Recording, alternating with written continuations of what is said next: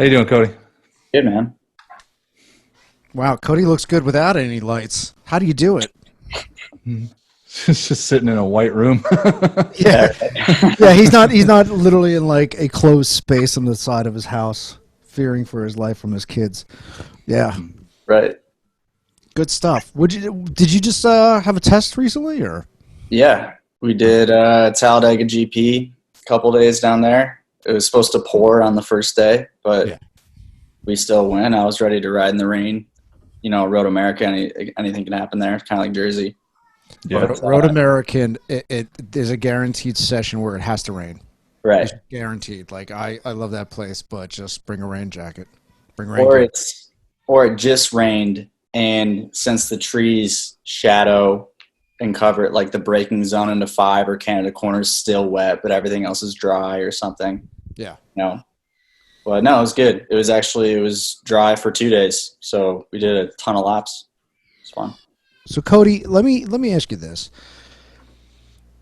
You've got a very diverse background. You have, and again, you are instructing, working with various race cars, and you're running and you're competing in MotoAmerica. How do you do both? How do you juggle that career between four wheels and two wheels?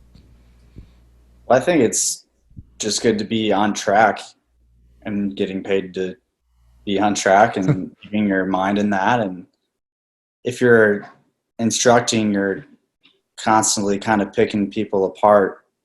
And even like during hot laps and stuff with the other instructors, we'll always be picking each other's laps apart. Like you're early turn in, or you're missing this by half a foot, or you're getting to the throttle too early, or little things like that. So it definitely keeps your mind fresh. And I think like the visual scanning, looking ahead through the corner is what it is the hardest to get back. Like at this test in Talladega, constantly telling myself, like, where are you looking? Look, you got to get your eyes up, man. You're seeing things late.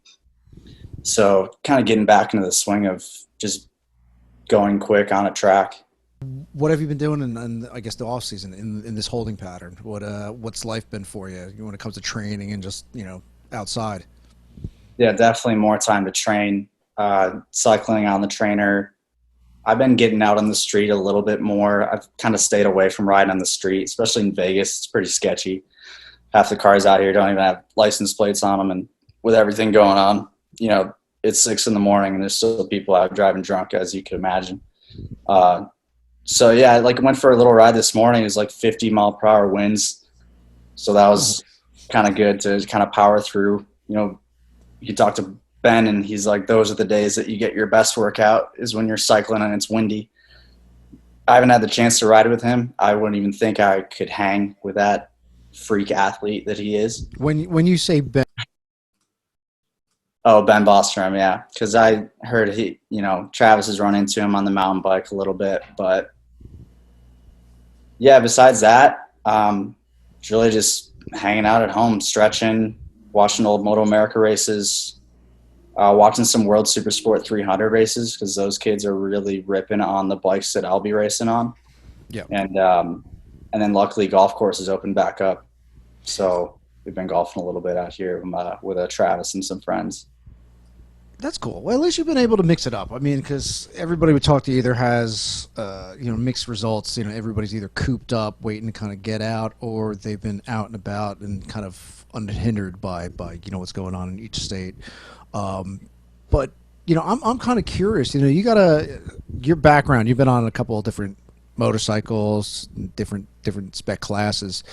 Why this year? Why Westby? Why racing in the Junior Cup? It started last year around the summer. Of course, I'm always still watching the races and keeping in tune with the brothers, and just a fan of the sport and the series, obviously. But then they had a rider go down, and the seat was open. And honestly, thanks to Kyle, because he was getting in with Chuck Gicchetto, who we've known for about 12 years now when we first jumped into road racing. And when I heard that he might want to put me on that bike, it was all go from there. So we did those 3 rounds last year, showed some speed, but didn't really get any results that I wanted. And now we're doing a full season, and it's my first full season in road racing to start thinking, I've never been able to show up to round one and truly be able to think championship. We were always just doing the East Coast rounds, not being able to get out to California or anything. So now it's pretty rad. I can't wait to really think. I got 10 rounds to put it all together here. Yeah. Now, I mean, I'm looking at your bike, and again, your riding style. You're going to have to obviously bring a lot of corner speed to the game. Have you been able to kind of spec out the tracks? I mean, some things are you kind of familiar with? I mean, I rode a Gixxer 600 and an R6, from about 2011 off and on to 2015. But again, just a few rounds a year. Really, the only time I'm riding was at the racetrack. We didn't get a lot of track days or time to test. But I did ride the 125s back in the day. So honestly, that back then I had no idea what I was doing really, just getting around the track. And now with the instructing with Champ School, with Yamaha Champions Riding School, and really kind of breaking things down and, trying to get more technical than just riding based on feel. I think that's helped me a lot, trying to keep the roll speed up and the momentum, obviously, to ride these smaller bikes. The little bikes are so much fun to go fast on, and it's tough to get the last few tenths out of it. But yeah, I'm fired up. They're so much fun. I had a great time at Talladega these last for 2 days. We were testing out there, and yeah, man, I'm stoked. Cody, you mentioned you've ridden all these different bikes. I don't know if you've probably jumped on a Ducati or something like that, or maybe a 1000 at some point, I'm sure. But we've talked to people that say, the Junior Cup, the one thing, it's a great series. I think, for me, it's probably some of the best racing on the track because everything's so close. But in terms of development as a rider, we've been hearing that people say the 300s or the 400s are just so very different that you don't develop the good habits that are needed necessarily at the next levels. Do you have anything to add to that, or to kind of share your experience with that? No, that's a really good point. A lot of the stuff you're doing goes against what you're doing on a 600. Like Barber, you're still on the throttle, tipping it in, and then trying to get on a little more meat of the tire. There's a lot of these things that are almost backwards. So it is changing the riding style up a lot.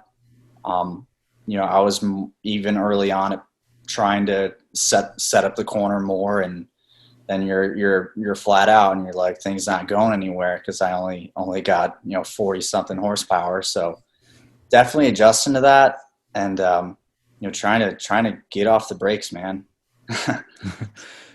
Are you wanting to lead it into a 600? Is this kind of your opening up into that? I'm just focused on these 10 rounds, each day, just trying to make the R3 as good as it can be for Saturday and Sunday's race.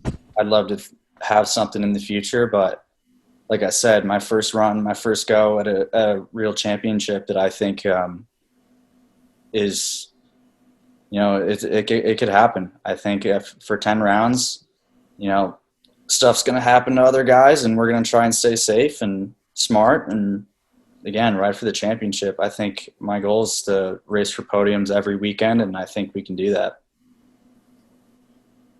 No, that's awesome. So now that you've got an opportunity to ride an entire season, you're going up. It's a pretty stacked field. I mean, we can't not tip our hat to the fact that there's a lot of talent in the Junior Cup that are coming up. How do you think you're going to fare now with a full season? And considering we've got 2 rounds at Road America, which, let's be honest, you kind of run out of air a little bit on those little bikes at such a big track. How do you think all that's going to play out? I did a lot of stuff at Daytona, and I think that helped on a 600, but still trying to work the air and side drafting and running up on the wall and the whole front straightaway. Yeah, it's those huge straightaways. You got to be setting up your exits, but I think too that this 2020 Yamaha R3 we have is going to be a lot stronger than what we were running last year. We had a 2016 that we were running last year, Yeah. And like I said, when we're testing, we got, some World Super Sport 300 electronics on the thing. We still have some stuff to finish with the electronics to get everything that we need, because there's so much that there is and so much still to learn about it. But Right. I like Road America. I love VIR, and I wish we could be going there. But Yeah. Road America is another good place. I'm glad we're going there twice. Yeah. Last question. I'm sorry, Brian. Just because you mentioned it, I just want to take this opportunity, and then I'll let you run. By the way, But- I like your shirt. I like your shirt. You like that? It's a nice shirt. Go New ahead. merch. Sorry, you got to pimp it. But you mentioned running up against the wall at Road America. It's the only track that we go to where the riders get scarily close to everybody hanging on the pit wall. Is there really an advantage to that? Because some guys are running out by themselves, and I know it's about getting in close and disturbing that airflow. But really, does running up against the wall at Road America make that big of a difference? It's got to help with the drag somehow, because I got the plus minus timer on, and when you do enough laps and you have that control to base everything off of, and you can see things start to change, or see the start picking up hundredths. I know it's a little bit, but on that bike, every little bit's gonna help you. So same thing, even Daytona, running off a NASCAR turn 4 and then getting up on the wall, seeing the same thing on my lap timer, the plus minus or the live delta, kind of seeing that pick up a little bit. So there is, I think, time to be gained. If there's no one else around you, or if you're getting drafted, they're pulling that speed off you. They actually start slowing your bike down if someone's drafting you, So there's a lot to that, and trying to plan as much as you can for that last lap, that run up the hill. Should be, Gotcha. You always have your plan in your mind, but Yeah, it doesn't always work out that way. I want to say last year Graves was involved with the Westby team, and I think this year now Attack is involved with your race team. Am I correct by saying that? Yeah, it's right. So Attack Performance is helping us out a little bit with Richard, and I know they're working together with Chuck. And right now Chuck's done so much to get the bike prepared, and now it's my dad's crew chief in it and me, and we'll just keep trying to work on making that bike as good as we can. See, that's what I like about you, Cody. I like it's a family affair. You get to see the family out. How is it? I mean, Ben, working with family. Obviously you do enjoy it. Are there any times where you're just kind of always wanting to have family in your corner, at a certain race? I mean, is that kind of like, is it a little bit of a comfort, stability kind of feel, now that you got family around you, on a race weekend? Yeah, for sure. My parents, obviously growing up, super grateful to be able to be racing around, from riding 50s, chasing the brothers in the backyard, and, having my mom and dad be bringing us up and down the East Coast and Ohio and Canada a lot to be racing. And, my dad's like the most selfless guy in the paddock, helping out Kyle, flying back and forth to Arizona, helping out Travis at the track, and crew chiefing for me. He's really putting everything forward. And my mom's obviously helping out too, getting us to the track and having the support, the constant support, regardless of the result. Who got you involved in on a motorcycle? I mean, was it your dad? Did he buy you your first bike? Did he used to ride or race? How was that? How did it come possible in your family? Yeah, I mean, it starts with my grandpa. So Harvey Charlie Davidson, that's my grandpa, Harvey Russo, and he had a NASCAR license back in the day. He would bring my mom to the Grand National flat track races, and then and then when he started the dealer, my mom bought out the dealership. And I think my first real memory was riding on the front of a PW80 with my mom riding with her arms like around me. And we were chasing Travis and Kyle on 50s as well. That's the first thing I can think of. And then I got on the PW50, the hand-me-down. I had hand-me-down bikes and leathers and boots until I was 15. I think I got my first new set of leathers. So I kind of just playing around in the backyard and then dirt tracking and then getting into road racing. Nice. And correct me if I'm wrong. You're from Rochester, New York, right? You're up there. But we grew up like farmland. It almost looks like Road America when you roll up there. It kind of looks like our backyard. So definitely room to play, room to make noise, room to shoot guns. No worries.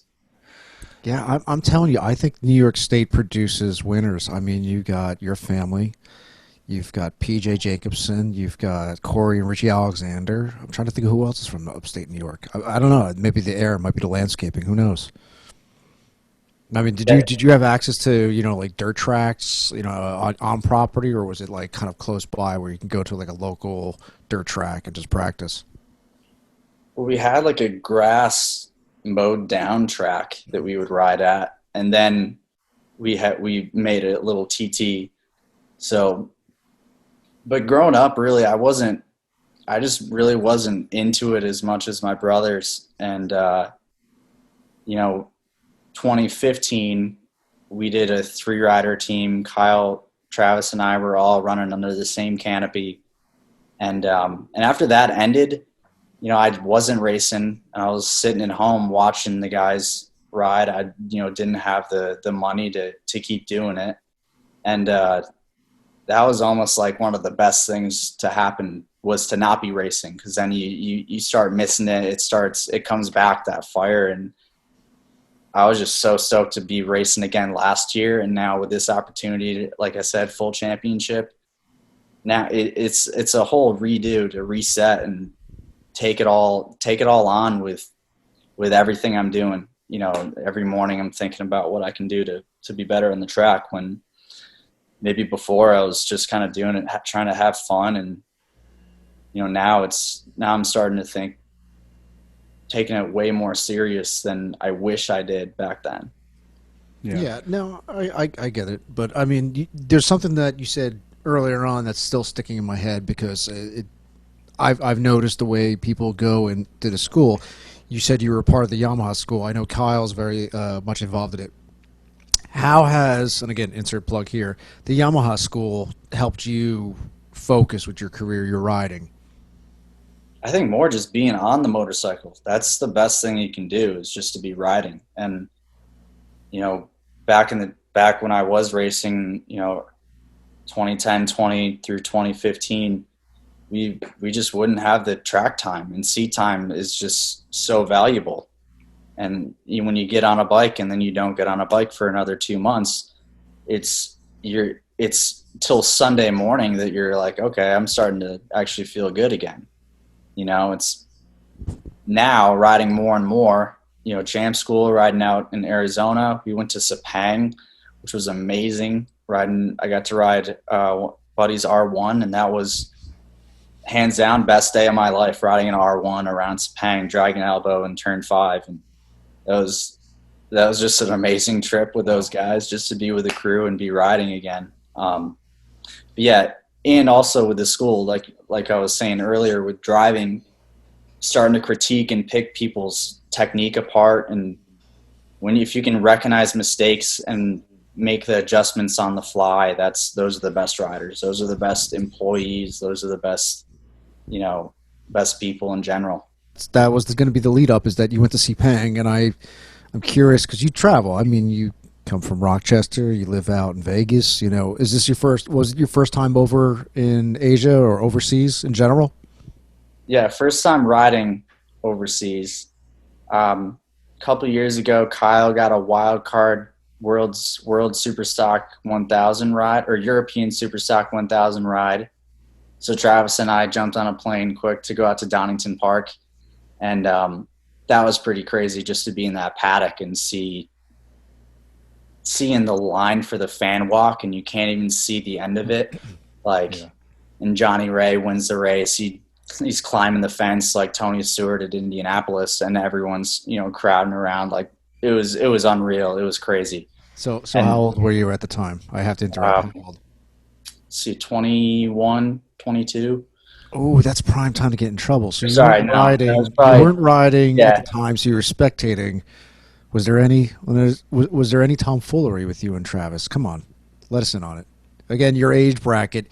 It sounds like if you had no commitments, you go to see your brother race. Yeah, you're gonna go nuts. Tell me the experience, the unfiltered experience. I promise this won't get you in trouble with sponsors. I'm thinking we flew in, I think Friday night and left like Sunday morning. It was such a short trip, and I learned what jet lag is because I felt like absolute crap the whole time. Like I could barely even eat food, like, and eating their food, whatever that is. Yeah. We're eating like red sauce and pasta the whole time because that's not so bad. But Now your time over in Sepang, did you get to go out and travel, or was it just kind of on the track and get back here to the United States? Did you get to actually go out and explore? yeah, that was pretty awesome. We stayed in Kuala Lumpur, and we had a really good group of guys to just kind of walk around, and it was pretty badass seeing scooters with Nicky Hayden stickers on it, and every other helmet's like a Rossi helmet, and you just see the passion for that, and that's just hopefully we're starting to get there in the States. It's it's pretty eye opening. Now, One, I'm gonna, how many scooters and everything. Almost no one's actually driving cars, and then they just send it in the street. Like there's no real rules, but at the same time they're super organized and controlled. So that was pretty cool to see. so no, so I'm going to cut to the chase again. You're pretty young. No partying over in Asia. No, no. I mean, anything goes over there. So I mean, you don't have to tell us anything too wild, but anything extreme, a night or two, no sleep, anything. Not too much, man. I mean, have a sake or two at dinner or whatever. Free sake on the plane to try to sleep during the 9-hour flight and then the 8-hour flight after that. Wow. But no, I mean, and it was so hot and humid there. I've never been more close to feeling like I'm going to pass out at a racetrack in full leathers. Of course, when you're doing cones and stuff around the course, they say you have to be all zipped up. Like that's going to help if someone hits you on a motorcycle. But yeah, that was pretty rough. That's like Barber in June. Kind of. That's brutal. a nightmare. See, Corey, I told you Cody's the good one. He's the good Wyman. He's the good clean cut. The one where the parents they took care of him. He was the youngest, and that's why I like Cody. Again, he was there for business, not pleasure. He just got in, got out. No hanky panky. That's why he's on the show. I like how you were fishing. I was trying to fish because I just knew it. Good. He's too good. He's another generation that doesn't screw around. That's the thing is, he takes his sport and what he does serious. I like that. Me, on the other hand, I don't take anything serious.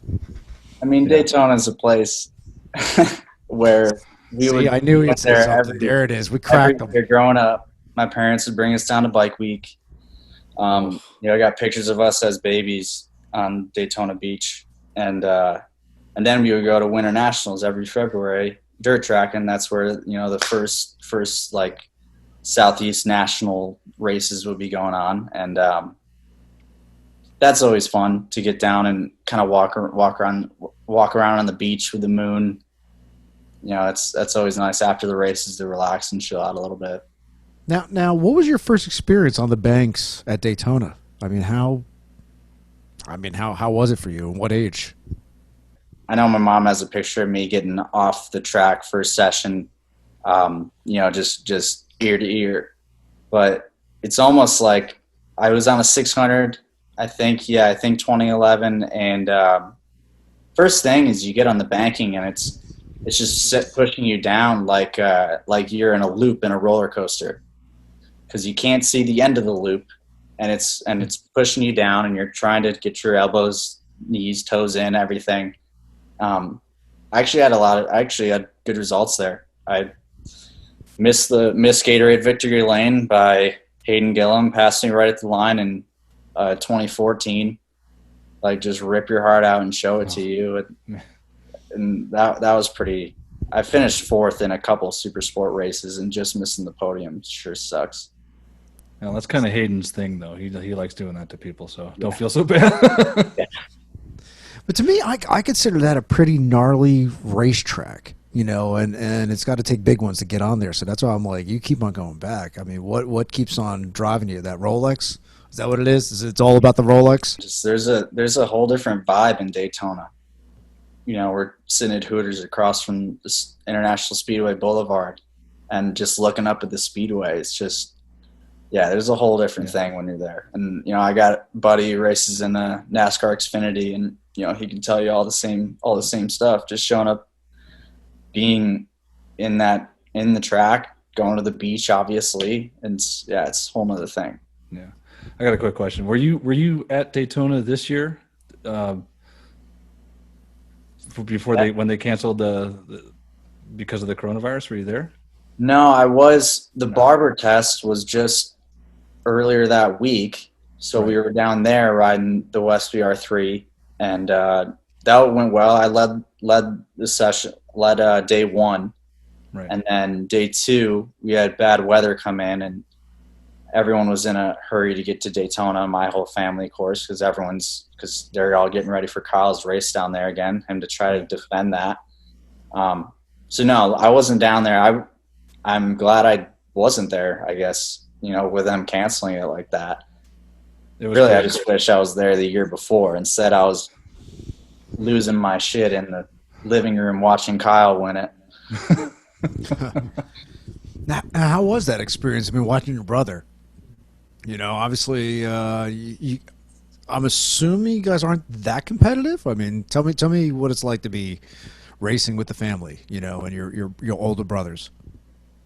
I just think it all started in '08 when Travis got into the Red Bull Rookies Cup. They ran that in AMA, and it was a huge deal. They put so much money into it, and that's when Travis tried out. I tried out. I made it to day 2, didn't make the cut. I was gutted, of course, because especially years down the line, you look at some of the riders that ran that, and you know, they all turned out to have really good careers, and being able to run the 12 rounds and everything, and having Schwantz mentor you and coach you at every round definitely helped Travis a lot. Get jump started from him onto the 600s, and then we had, like I said, I had a Honda RS125 that we got. It was Jake Lewis's old bike that I started running in Wira, and it was good. Travis was on a 125 too. I actually was usually quicker than him at most races on the 125.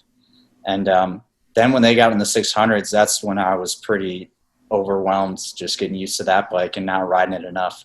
Kyle was already they were both obviously pretty ahead of where I was. So trying to chase them, and, you know, we never really had any close, tight races.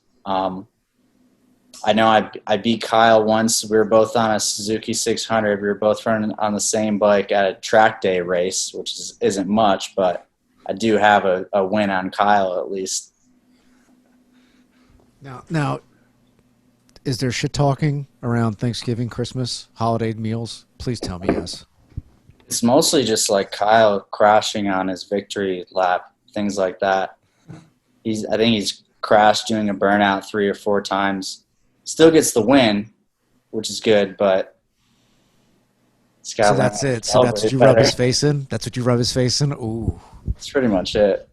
Have you, other than, you guys were on the same team, right? I mean, when you guys were all on the 600s at one point, the KWR 600s? Yeah, 2015, we all ran together. Yeah. So what was that like then, being on the track at the same time in the same race? You know, we talked to the Boston brothers, and it was all about, you know, I'm not going to share any data, and, you know, screw you, you're my biggest enemy. And then they kind of started relaxing a little bit the more they matured on track together. Did you guys kind of have that similar process? Yeah, we were messing more with, we had a really good electronics guy, where we could play around with traction control and engine braking a lot. So that kind of helped. I was using, kind of Travis's setup at times, but he definitely had the edge on me. You know, maybe a couple, like once he won at Road America, I ended up 6th. Like that's the closest we've ever had to like a nice team duo finish. But like just sharing gearing and little things like that. Now, in terms of being a racing family, you guys are all on different platforms. Clearly, I mean, you got Kyle on the Ducati. Is Travis running the BMW this year? Is he back on that?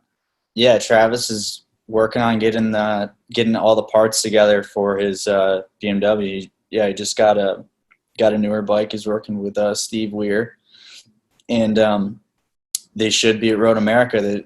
I don't know if the bike's going to be 100%, but it'll still be there to give it a go. So how does that come about then?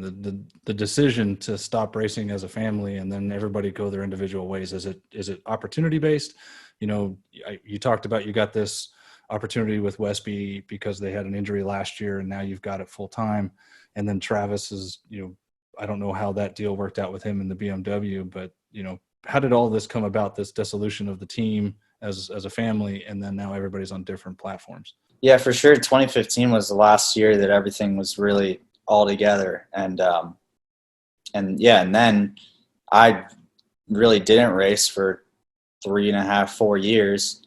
Kyle started, getting more marketing and doing his own thing and expanding more. And then Travis was kind of on and off with the stock 1000. And once he started, once he kept racing full time, and we all just kind of branched off, and like my parents split up, and when I was like in 2013, a lot of people still think they're married because they're at the track together, but they divorced. And then kind of the Harley in the XR 1200 series, it was my dad and Kyle and my mom and Travis, and I was doing a little 600 stuff at the time, and then it all started.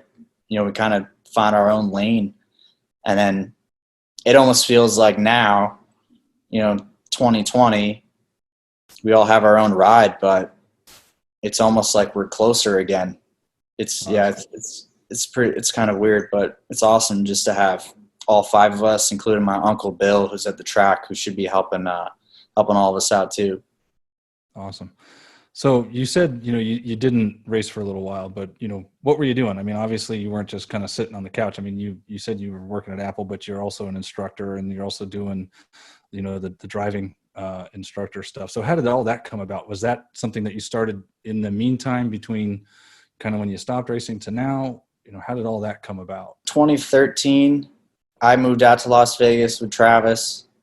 Travis is already out there. I eventually went out there, and not being in New York, working at my mom's dealership, the racing kind of started to fade away and go away. But then it opened this whole 4-wheel thing, getting into right seat driving at an exotic car experience where people pay like $200 to do 5 laps, which I wanted to get out of the right seat thing because that's pretty sketch at times, especially when they obviously they think they know what they're doing, or they don't speak English or things like that, which can be sketch. But then getting into finding better schools to work at, and like this Corvette school at Spring Mountain was definitely a good place. And then starting to branch out into the industry and doing, arrive and drive events around the country, maybe at a Texas Motor Speedway or out at Laguna, doing brand ambassador stuff with Lexus or McLaren, these events that were, maybe just for the weekend, but would introduce you to a whole new crew and start driving with cars you've never been around. And it's tough to find those events, but again, always being in a car, doing something, going fast, trying to keep your mind sharp. So it might kind of just finishing up on this thread of thought, is that kind of where you're thinking in the future? I know it's, this is your first full season, there's a lot of excitement going around it, but everybody's always thinking a little bit further ahead. So is that kind of your end game ultimately, is to kind of still stay in the industry and, be a coach, be an instructor, or somehow remain involved in the paddock at some level within the industry now that you're getting all this other experience? Gotta be somewhere near a track or somewhere near something going fast, or I don't know what I would really do. Yeah, I mean, honestly though, like again, it's always great to be thinking long term, but I'm just right now focused on Road America, focused on getting ready and trying to get going, man. It's been a while. And It has been a long time. we should already be through a couple rounds, but same thing too. I'm just happy MotoAmerica is committed to 10 rounds. You know, it should be interesting to see what these races are like. You know, going to Indianapolis in October, going up in Monterey in October. I don't know, you know, what weather should be like, but again, just iffy at best, man. I think the weather actually is going to be on your side. I think it's going to be a really interesting series to watch because of the different weather that you're going to be experiencing with different tracks. Because I think you're just going to have a good time out, especially Laguna. And if you guys are going down to, well, yeah, I think you guys are on board for Circuit of America, right? Correct? That's confirmed? Yeah, Coda is the last round, but it'll just be Superbike, I believe. Okay. I don't know, maybe Super Sport for a race, but no Junior Cup. So our championship should already be up by then. Hopefully, we're already celebrating by then. Cool, excellent. I'm stoked that MotoAmerica is going to be starting off at Road America. It's a great track, but is it going to feel, you know, a little interesting, or I wouldn't say weird, but is it going to see awkward that the fans aren't there? Because that's where Road America is like kind of just been blessed with. I mean, they have really great fans that just turn out there every race weekend. Oh yeah, without a doubt, it'll be weird. The warm-up lap at any pro race, when you're rolling around and seeing everyone and hearing, you know, the horns and everything, that gets you fired up, you know. So yeah, it's going to be interesting, but I'm glad that they're bringing it back so they can bring everyone back for round 2. I think round 2 should be a big party for them and should be, you know, fans all over. No What do you do to get fired up before a race, before a practice, before going out on the track? You got certain select music that you pick, you know, and just kind of tune out the world. Do you meditate? What is your pre-track kind of warm up? Yeah, that's a good question. Sometimes it's getting fired up, but mostly it's just trying to relax and chill out and keep the heart rate down. Because like you said, I've been thinking about this for 9 months since last season. So, you know, if you need to get fired up, then, you know, there's probably something wrong with you. Yeah. Do you still get the nerves? Like, do you get that that tension right before? We talked to some riders, and they after all these years, they still get that gut feeling before they go out, you know. So I'm just kind of curious. It's good nerves though. It's because you're nervous because you need to perform well, and you know that if you don't perform your expectation, or if you don't do the best that you think you are, then you have to live with that. And that I've like in 4th place finishes, they keep you up at night for years after the fact. That sucks. Yeah, no, I hear you. The interesting thing is that we just did a recent interview, and we had a gentleman say that, you know, he lines up every time at a race and he looks around and he sees his friends, and I thought that was really interesting because, you know, I figure when the visor goes down, it's you against them. You know, it's kind of like this. You know, obviously, it's competitive. It's a rivalry. What goes through your, you know, helmet? What do you think? I mean, is that the same feeling? Like, hey, I'm out on the track with all my friends. We're racing, and you know, everything's good and positive, or it's kind of like, do you have to psych yourself up and kind of look at them as like the opposition?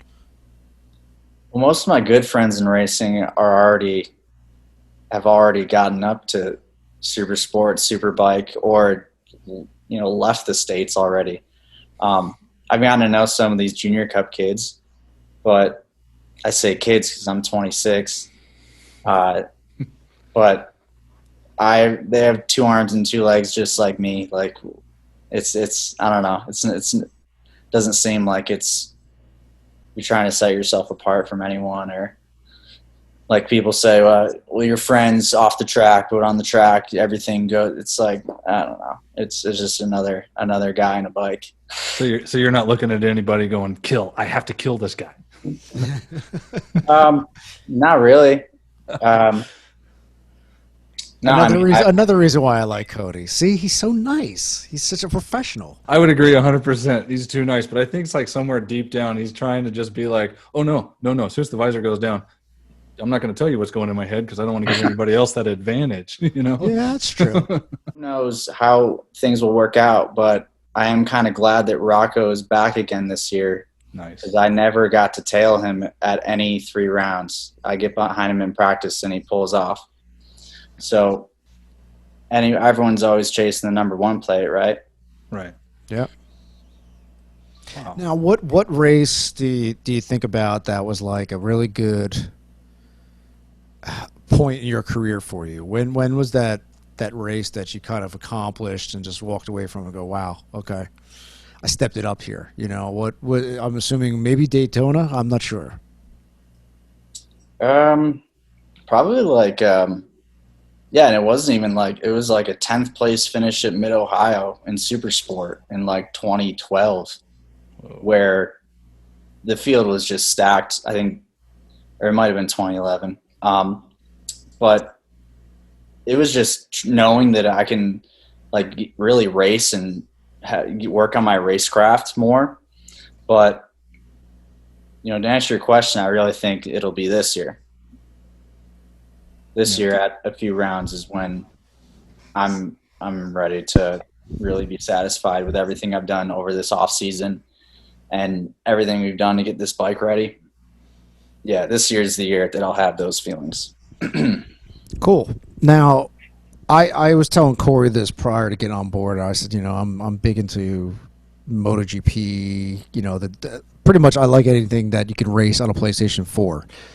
And we used to race, and again, keyword used to, because I think you're just too damn good, and I don't like getting embarrassed. But you're big into the motorsports. You know, what lately have you been playing, and does it help you with your training? Yeah, I remember we got on a hosted session in MotoGP like 14 or something on the PlayStation. I remember that. You still got around well, but I think I came out on top if I remember right. Yeah, I got spanked. And again, I try not to lose it when it comes to video games. You know, hey, it's fun. It's, you know, whatever, I can hit a reset button. But man, I'm telling you, I do remember you spanking me and then racing against other people, and they were just like less my age. I'm like, you know, I'm done. I kind of threw the paddle and was like, okay, I think that's actually the last time I played MotoGP 14. But yeah, no, I get a kick at it. You're still involved in doing certain things online. Now, what have you been involved in lately online? Not as much on like the console, but on PC with iRacing. That's because these tracks are laser scanned. Almost our whole calendar is on the subscription, the service. And you know, Travis was over here last weekend. We were watching UFC and driving at Road America, getting on different cars, going back and forth. You know, changing the weather and making it more slick and making the car loose and just running the track backwards, seeing the different perspective of things. And the little bump in turn 7 is the exact same thing as in real life. So the iRacing is the closest simulation for any sport to video game. You know, obviously you're on a controller, or you have NBA players playing 2K. It's not obviously the same, but the iRacing is legit. You know, I was having fun watching the NASCAR iRacing races. Yeah, didn't you qualify for one of those? It was like a Pro Series race, Coke 600, that I was not ready for, but we ran around and eventually got taken out by some guy, but it's all right. It's still fun. Yeah, it's go ahead. Go ahead. Just much like nerves for that race, you know. You had the Westby car all done up, didn't? Yeah, you drew up a car with Westby, Attack, Yosh, and everything. That was beautiful. Yeah, I thought it was fun. Yeah. Yeah, that's what I was going to get out of, because I saw online, I'm like, there's a Westby car. That's got to be cool. Now, what does it take to get set up into iRacing? I mean, do you have to buy a lot of kind of components in order to race, like the steering wheel and the setup? Like, talk about your setup. Like, how is it dialed in? Like, how could somebody get involved in this? I have like the cheapest steering wheel and pedals that you can get. I bought a 10-year-old play seat on OfferUp from some guy. And then, I thought about upgrading equipment, and I've like this guy I work with, Richie Hearn, old IndyCar driver. He's super into it, and he's saying that there's top people in the world that are using the cheap shit too. So I figured, why do anything? But then I tried my buddy's Oculus Rift, so I invested in an Oculus, because then you can actually look through the corner and turn your head before your hands and look over at someone drafting you and things like that. So that made it a little bit better. I mean, now I'm like a couple grand in. Well, no, that Oculus is that it's been interesting, because I was opposed to it, but now I'm kind of like, do you think virtual racing, virtual sports is going to be a little bit more prevalent, knowing that, what we are currently experiencing in the world with, COVID-19? Do you think the world is going to turn more to virtual? Do you think it's going to be that kind of presence? I'm not a huge fan of the esports, but I'm hearing more and more people, esports is already probably bigger than MotoAmerica. Esports is going to, start probably passing these other major sports. I mean, I pull up ESPN and there's people playing Call of Duty and stuff. Like, I could see it happening. I'm not a fan of it, but the MotoGP virtual races, that's just good marketing for fun, obviously. Right. But there's probably that series that they have where people are getting paid to play video games. Again, I'm not too stoked on it, but that's just the reality that we're in with these kids now.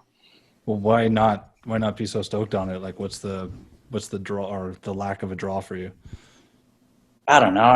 I grew up shooting a basketball in my driveway, and I played every sport that there was growing up, and I don't know. I would rather be playing Call of Duty myself than watching people. Like, I know, like, there's friends where their kids spend the whole time watching someone else play video games. Oh, Twitch.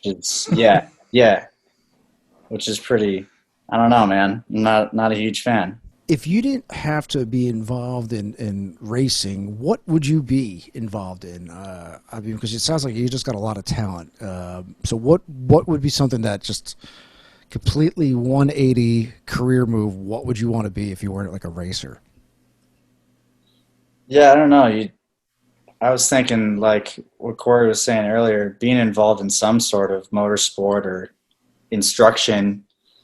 I mean, I really don't know what else I would be doing.